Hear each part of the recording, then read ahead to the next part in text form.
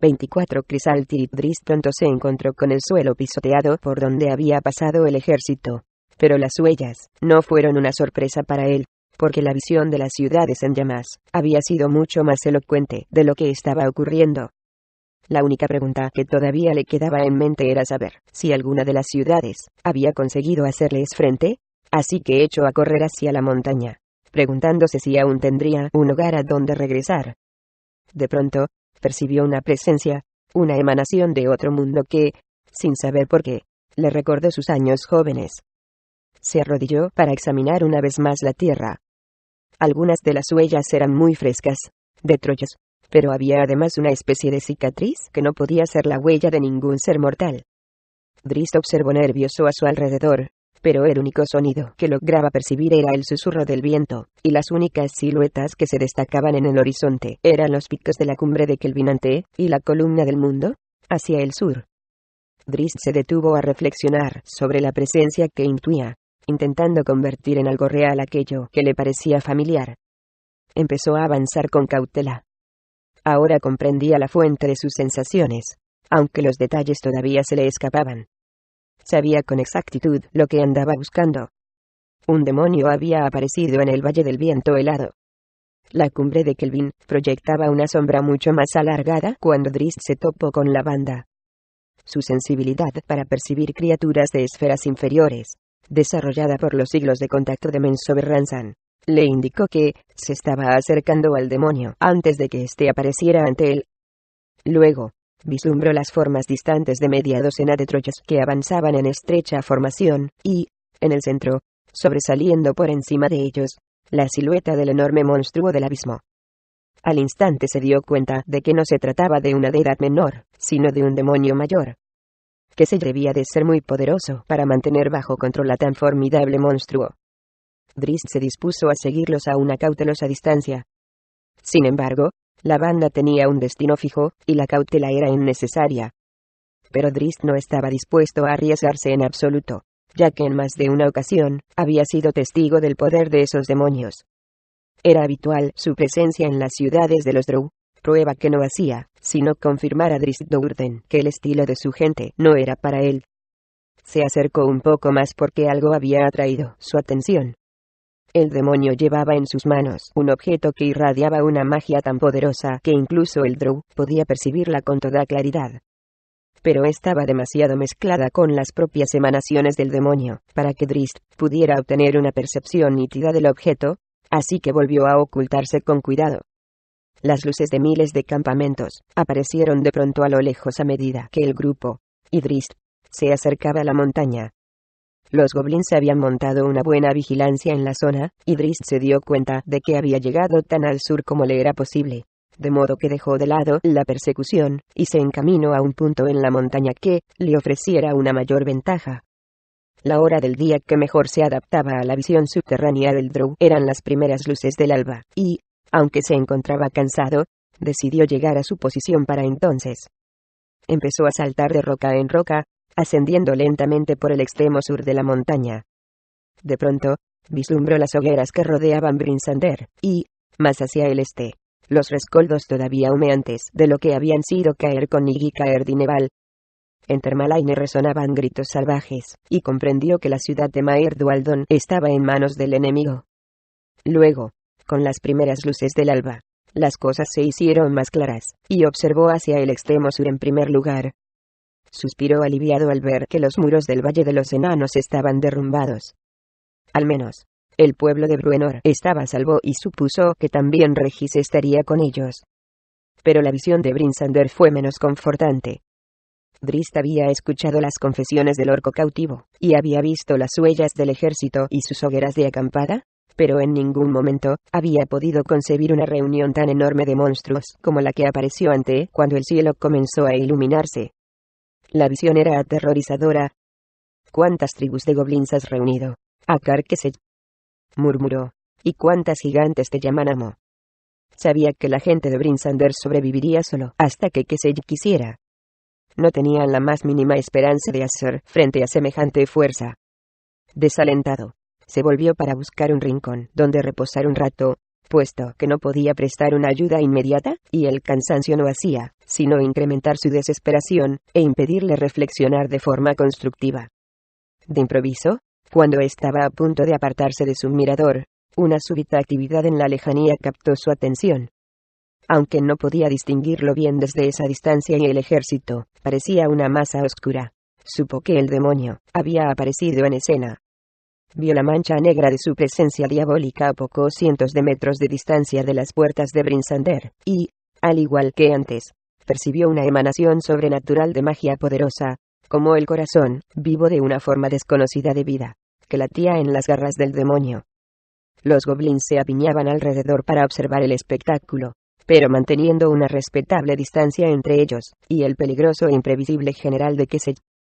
¿Qué es eso?, preguntó Regis, aplastado por la multitud que se había congregado en las murallas de Brinsander.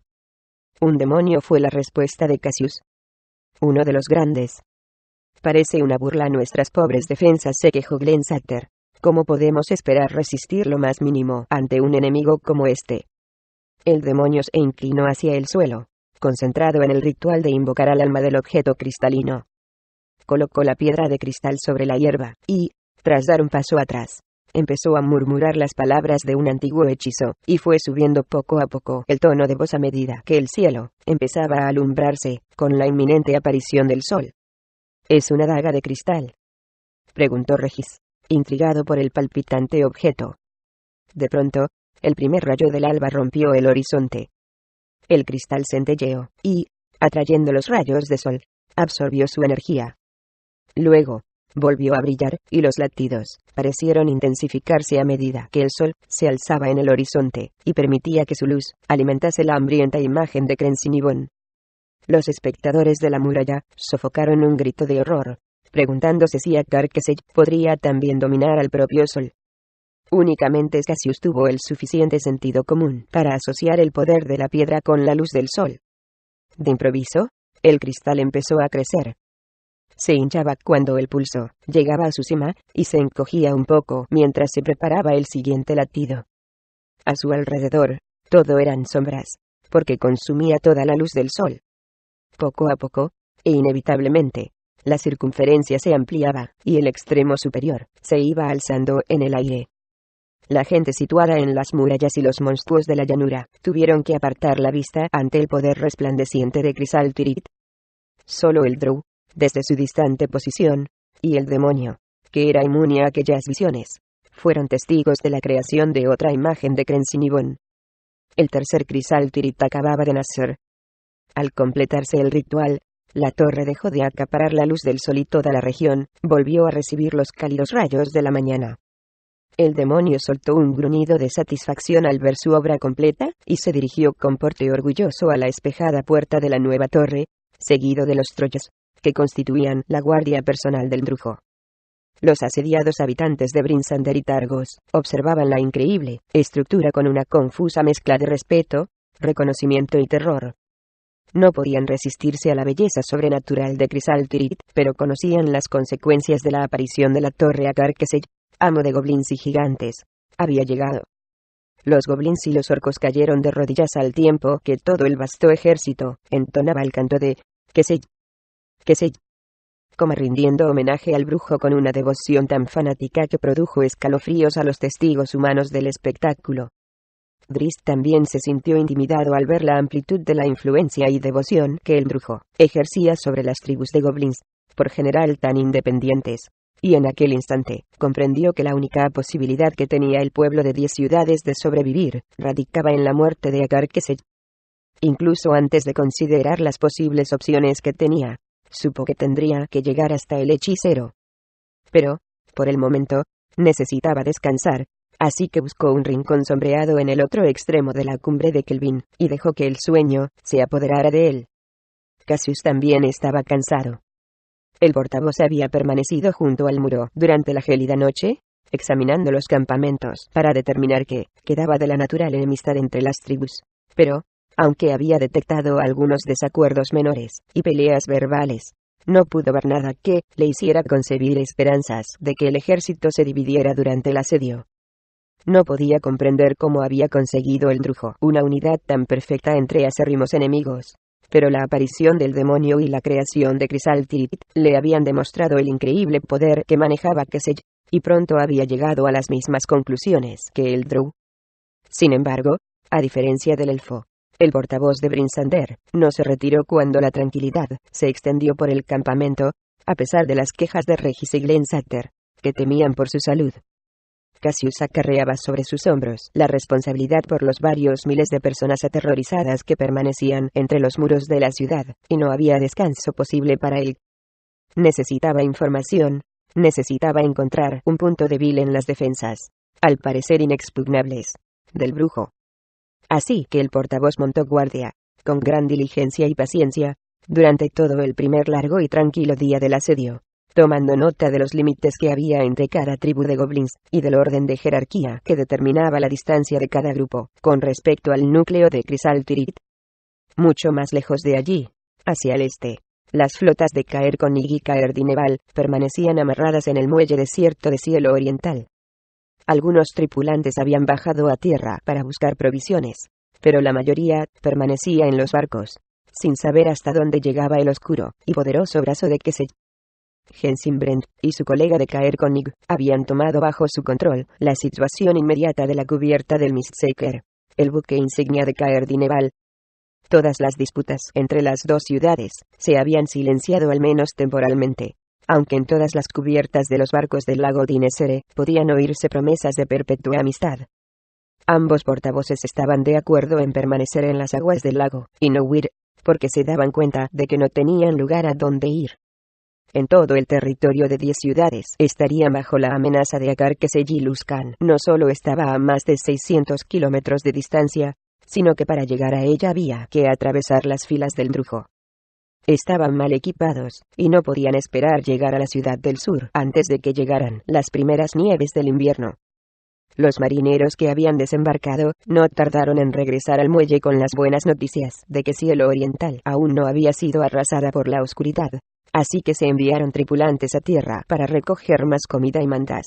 Aunque Hensinbrand actuaba con gran cautela y tenía la mayor parte de la tripulación a bordo, fuera del alcance de Kesey. Poco rato después, volvieron a recibir noticias esperanzadoras. «Hemos recibido señales de aguas rojizas, portavoz Brent», le gritó el vigilante situado en el mástil principal de Mistseeker. La gente de Goatmead y Dogan Solesta ilesa.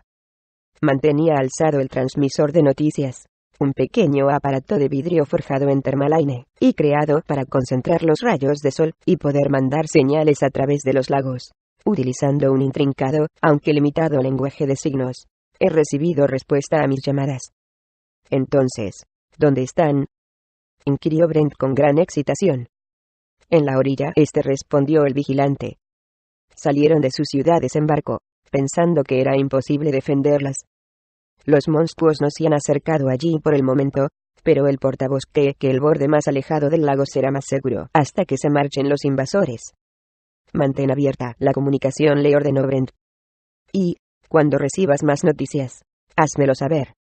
Hasta que se marchen los invasores, repitió Shermont con voz incrédula mientras se situaba al lado de Hensinbrand. Me temo que es una visión muy esperanzadora de la situación, asintió Brent. Pero me alegro de que nuestros vecinos del sur permanezcan con vida. Nos uniremos a ellos. Reuniremos nuestras fuerzas. Todavía no fue la respuesta de Brent. Creo que estaríamos en una posición demasiado vulnerable en la extensión de tierra abierta entre los lagos. Antes de emprender ninguna acción eficaz, necesitamos más información. De momento, mantengamos abierta la comunicación entre los dos lagos, y, mientras, reúna voluntarios para llevar mensajes a aguas rojizas. Los enviaremos de inmediato, respondió Shermont mientras daba media vuelta. Brent asintió y miró en dirección contraria, a la frágil columna de humo que se alzaba por encima de su hogar. Más información, murmuró para sí. Aquella misma tarde, salieron otros voluntarios hacia el oeste para explorar la situación de la ciudad principal.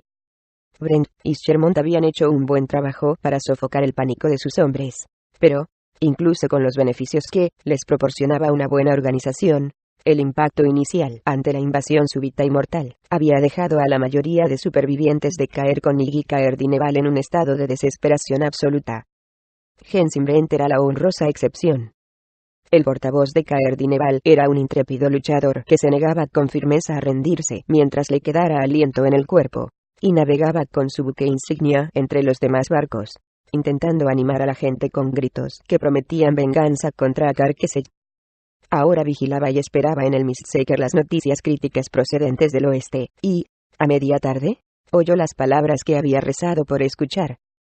«Permanece en pie», gritó el vigilante del buque principal con gran excitación cuando la noticia le llegó a través del transmisor de noticias. «Brinsander permanece en pie». De pronto, el optimismo de Brent pareció ganar credibilidad. El pobre grupo de víctimas sin hogar empezó a llenarse de furia de venganza. Al instante se despacharon más mensajeros para llevar a Aguas Rojizas la noticia de que Kesey no había conseguido todavía la victoria completa.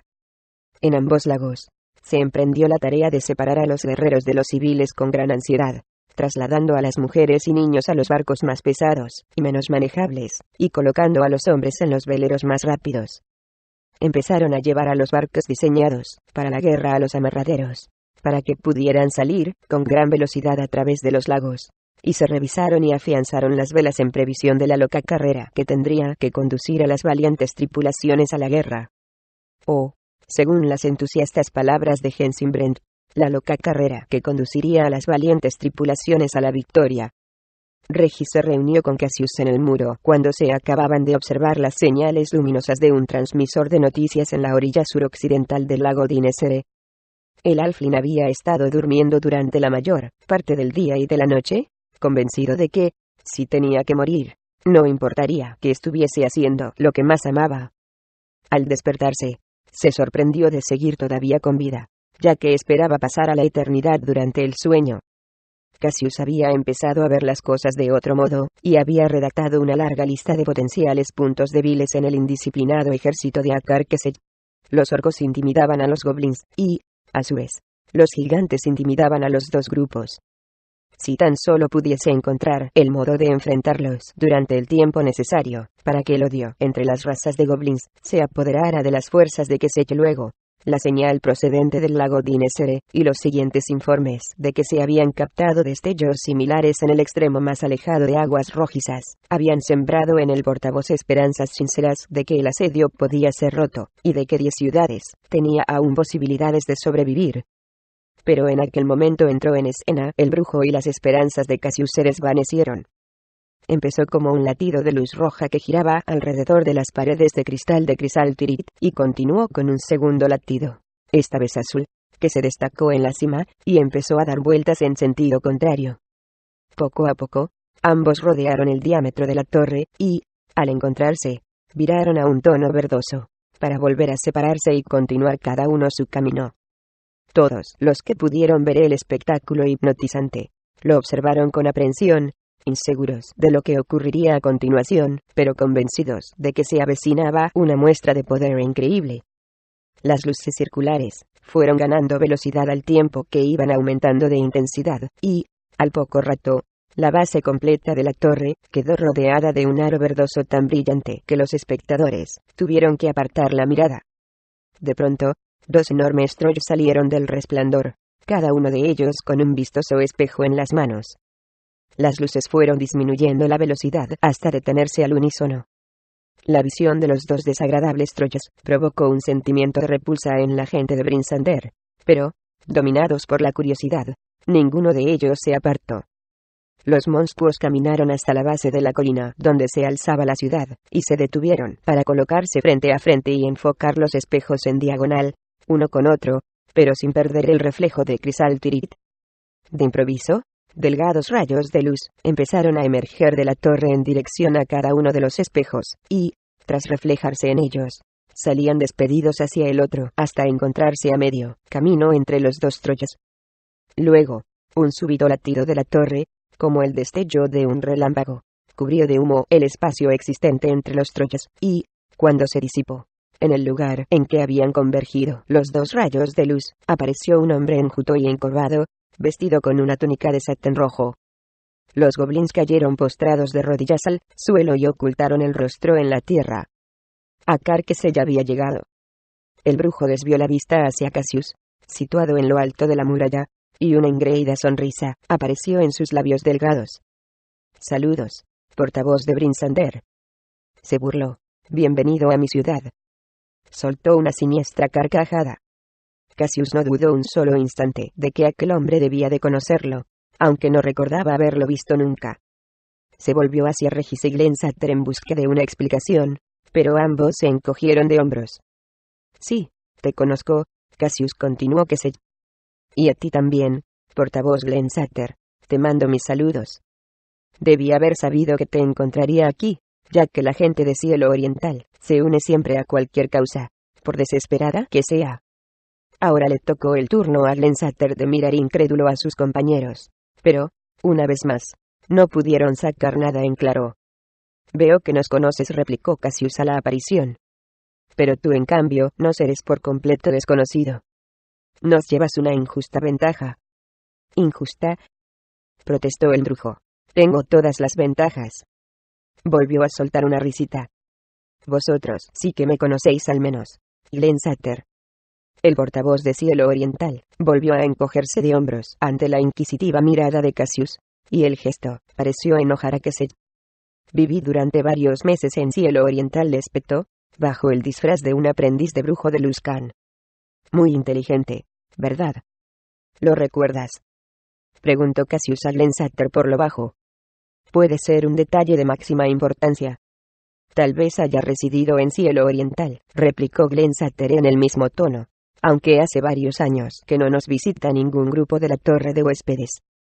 Sin embargo, somos una ciudad abierta y muchos extranjeros acuden a nuestra ciudad en caravanas de paso. Te digo la verdad, Cassius, no recuerdo a este hombre». Quesed se sentía indignado, y empezó a dar golpes impacientes con el pie en el suelo, al tiempo que la sonrisa se convertía en una mueca de niño contrariado. «Tal vez mi regreso a 10 ciudades os haga recuperar la memoria, amigos», dijo con brusquedad mientras alargaba los brazos, como si fuera a proclamar algo muy importante. «Arrodillaos ante Carquesed, el tirano del Valle del Viento Helado. Pueblo de 10 ciudades, vuestro dueño ha llegado». «Tus palabras son un poco prematuras», empezó a decir Cassius, pero Quesed lo cortó con un grito histérico. «No me interrumpas nunca», chilló el brujo al tiempo que empezaban a sobresalir las venas del cuello y su rostro adquiría un tono rojo de sangre. Pero, al ver que Cassius le respondía con un gesto de incredulidad, Quesed pareció recobrar la compostura. «Pronto aprenderás a tratarme», orgulloso Cassius lo amenazó. «Pronto aprenderás». Se volvió hacia Chrysaltirit y pronunció una única orden. La torre se tiñó de negro de improviso, como si se negara a reflejar los rayos del sol, y luego empezó a brillar, desde lo más profundo de su interior, con una luz que parecía más propia que el mero reflejo del sol. Segundo a segundo, el color empezó a cambiar mientras la luz subía en círculo por las extrañas paredes. «Arrodillaos ante Carquesed», proclamó el brujo, con el entrecejo todavía fruncido. «Observad el esplendor de Crensinibon y abandonad toda esperanza». Más luces empezaron a destellar entre las paredes de la torre. Subían y bajaban al azar, rodeando la estructura en una danza frenética que ponía en tensión. Gradualmente, los rayos empezaron a llegar al pináculo puntiagudo, que empezó a brillar como si estuviera ardiendo, y fue pasando por todos los colores del espectro hasta que se convirtió en una llama blanca que rivalizaba con el brillo del propio sol. Quesed no paraba de gritar como un hombre en pleno éxtasis. De pronto, el fuego salió disparado como un proyectil en dirección norte, hacia la desafortunada ciudad de Targos. Multitud de espectadores se alineaban en lo alto de la muralla de esta ciudad, aunque la torre estaba mucho más lejos de ellos que de Brinsander, y no distinguían más que un punto resplandeciente en la distante llanura. No tenían ni idea de lo que estaba ocurriendo junto a la ciudad principal, pero vieron cómo se acercaba a ellos el rayo de fuego. Aunque, para entonces, era demasiado tarde. La maldición de Carquesed penetró en la orgullosa ciudad, y provocó al instante una ola de devastación. El fuego brotó al paso mortífero del rayo y la gente que pilló por el camino no tuvo ni siquiera la oportunidad de soltar un grito antes de disolverse en el aire. Pero todos aquellos que sobrevivieron al primer asalto, las mujeres y niños, y los hombres duros como la tundra, que se habían enfrentado a la muerte en multitud de ocasiones, sí que empezaron a chillar aterrorizados. Y sus gritos fueron transportados por el viento a través del lago tranquilo, hasta bosque solitario y Bremen, hasta los goblins que estaban saqueando Thermalaine, y atravesaron la llanura hasta los horrorizados espectadores de Brinsander. Keseji hizo un gesto con la mano, y alteró ligeramente el ángulo del rayo del fuego, ampliando de ese modo la destrucción a toda la ciudad de Targos. De inmediato, empezaron a arder todos los edificios de la ciudad y cientos de personas cayeron al suelo, muertos o moribundos, arrastrándose dolorosamente por el suelo en un intento de extinguir las llamas que devoraban sus cuerpos, o luchando con desesperación para coger aire en el ambiente cargado de humo. Keseji parecía disfrutar del espectáculo. Pero, de pronto, sintió que un escalofrío le recorría la espalda, y vio que la torre también parecía temblar. El brujo observó la reliquia, todavía oculta entre sus ropas, y comprendió que había forzado hasta el límite el poder de Crensinibon. En aquel preciso instante, en la columna del mundo, la primera torre que había construido Keseji se desplomó, y lo mismo ocurrió con la segunda, que habían erigido en la tundra abierta. La piedra, forzada hasta el límite de sus fuerzas, destruía las imágenes de las torres que la debilitaban. Keseji también se sentía mareado por el esfuerzo, y las luces del cristal que quedaba empezaron a calmarse, y, luego, a decaer al tiempo que el rayo se agitaba y moría. Pero habían acabado su tarea. Cuando la invasión había comenzado, Kemp y los demás orgullosos jefes de Targos habían prometido a su gente que la ciudad resistiría hasta que hubiera caído el último hombre, pero incluso el tosudo portavoz comprendió que no le quedaba otra alternativa que huir. Por fortuna, el centro de la ciudad, que había recibido el fulminante ataque de Keseji, estaba sobre una pequeña colina desde la que se dominaba la bahía. La flota permanecía amarrada, y los pescadores, sin hogar de Thermalaine, ya estaban en los muelles, subidos en sus barcos después de amarrar en Targos. En cuanto se dieron cuenta del increíble poder de destrucción que arrasaba la ciudad, empezaron a prepararse para la inminente afluencia de los últimos refugiados de guerra. La mayoría de barcos de ambas ciudades zarparon varios minutos después del ataque, en un intento desesperado de alejar a sus vulnerables barcos de las chispas que arrastraba el viento, y de los escombros, mientras unos cuantos se quedaban en el muelle para rescatar a los últimos refugiados que acudían al puerto. La gente que se apiñaba en las murallas de Brinsander lloraba al oír los gritos continuos de los moribundos. Sin embargo, Cassius, muerto de curiosidad por comprender la aparente debilidad que Keseji acababa de demostrar, no tenía tiempo para lágrimas. En realidad, los gritos lo afectaban tan profundamente como a cualquiera, pero, dispuesto como estaba aquel lunático Keseji no viese signos de debilidad en él, transformó la expresión de dolor de su rostro en una máscara impasible de rabia. Keseji se estaba burlando de él. «No pongas mala cara, pobre Cassius», se rió. «Es impropio de ti. Eres un perro», replicó Glenn Sutter. «Y los perros indisciplinados deben ser apaleados». Cassius contuvo a su colega con un gesto. «Tranquilízate, amigo», susurró. «Keseji se alimenta de nuestro miedo. Déjalo hablar y nos revelará más de lo que cree». «Pobre Cassius», repitió Keseji con sarcasmo, pero de pronto en su rostro apareció una expresión de furia. Un cambio muy brusco del que Cassius se apresuró a tomar nota y a guardarlo, junto a la restante información que había recogido. «Recordad lo que habéis visto, gente de Brinsander», se burló Keseji. «Arrodillaos ante vuestro dueño, o el mismo destino os perseguirá. Y vosotros no tenéis agua detrás de la ciudad ni tenéis ningún lugar a donde huir». Volvió a soltar una salvaje carcajada, y paseó la vista por la colina, como si estuviera buscando algo. «¿Qué vais a hacer? Les espeto. No tenéis lago. Te he advertido, Cassius. Escúchame bien. Mañana enviaréis un emisario a buscarme. Un emisario, para que me traiga la noticia de vuestra rendición incondicional. Y, si vuestro orgullo os lo impide, recordad los gritos de los habitantes de Targos. Mirad la ciudad a orillas de Maer Dualdon, para que os sirva de ejemplo, y pensad que el fuego todavía no se habrá extinguido con las primeras luces del alba».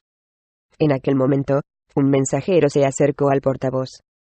Hemos localizado a muchos barcos en movimiento bajo la nube de humo de Targos, y los transmisores de noticias han empezado a emitir señales procedentes de los refugiados.